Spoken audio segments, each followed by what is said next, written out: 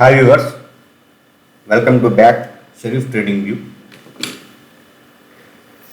Nifty వచ్చేసి మనకి next levels ఎలా ఉండిద్దు అని చెప్పి డిస్కస్ చేసుకున్నామండి. ప్రొడక్షన్ లెవెల్స్ ఎక్కడ సపోర్ట్ వచ్చే అవకాశం ఉంది, ఏ జోన్ నుంచి బ్రేక్అవుట్ అవుతే మనకి ఫర్దర్గా ఇంకా మూవ్ అనేది ఎక్కడ దాకా ఉంది అనేది మనం ఒకసారి ప్రొడక్షన్ లెవెల్స్ అనేది ఒకసారి చూద్దాం. With help of A Fibonacci levels Anu wave theory pattern ప్రకారం ఎలా ఉందో చూద్దాం అన్నమాట.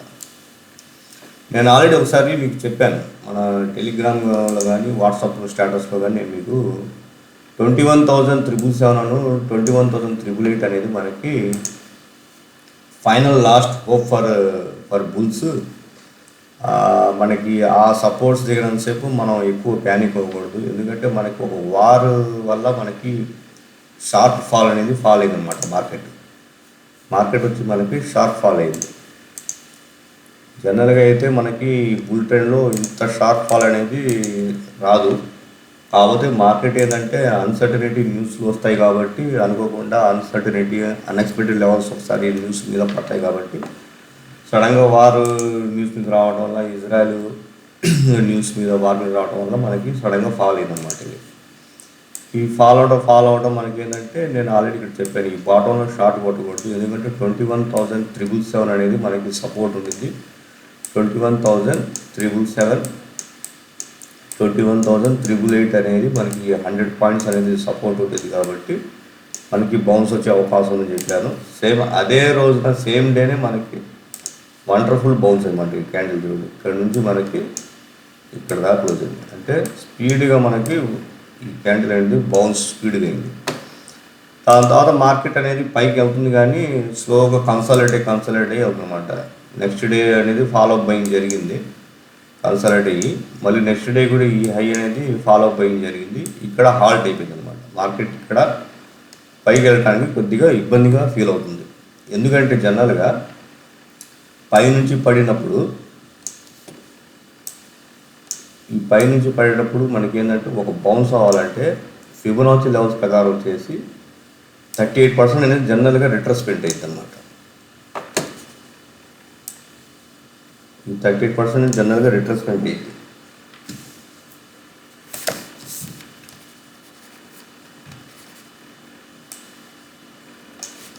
ఆ 38% వచ్చేసి మనకి ఎక్కడ ఉందంటే 22,150 జోన్ దాకా 38% అనేది జనరల్గా రిట్రెస్మెంట్ అయింది.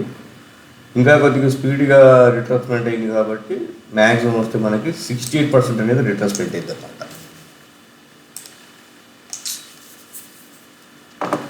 ఈ మౌజ్ అనేది కొద్దిగా ఇబ్బంది పడుతుంది.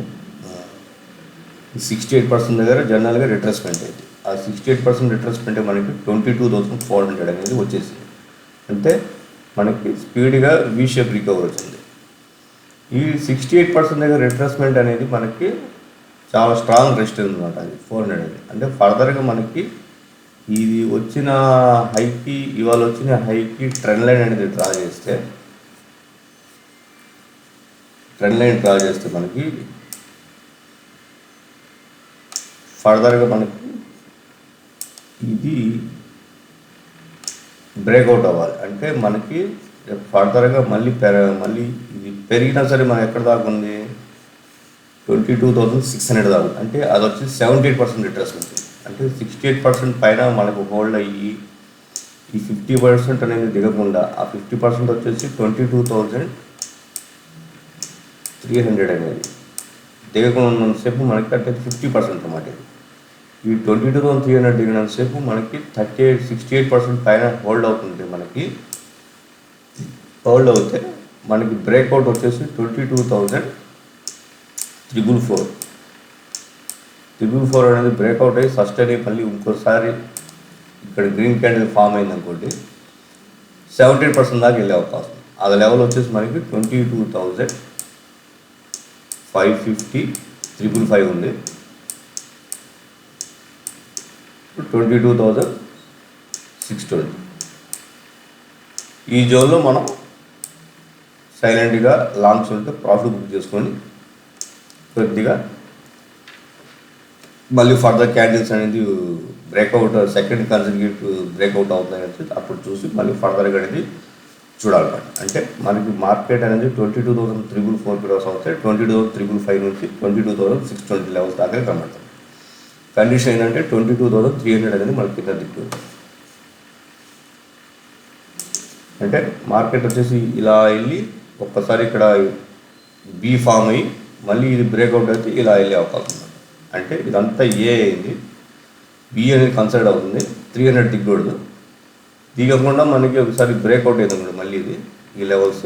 నెక్స్ట్ ఫర్దర్గా వచ్చి 600, ఇక 23,000 పైకి 23,000 దాకా అయితే లెవెల్స్ అయితే కొత్త లెవెల్స్ అయితే వస్తాయి అన్నమాట. మనకి 600 అబౌట్ ట్రేడ్ అవుతాయి. న్యూ లెవెల్స్ అనేది మళ్ళీ ఫాలో బయింగ్ వచ్చే అవకాశం ఉంది.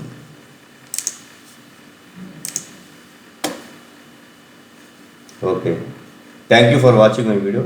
షరీఫ్ ట్రేడింగ్.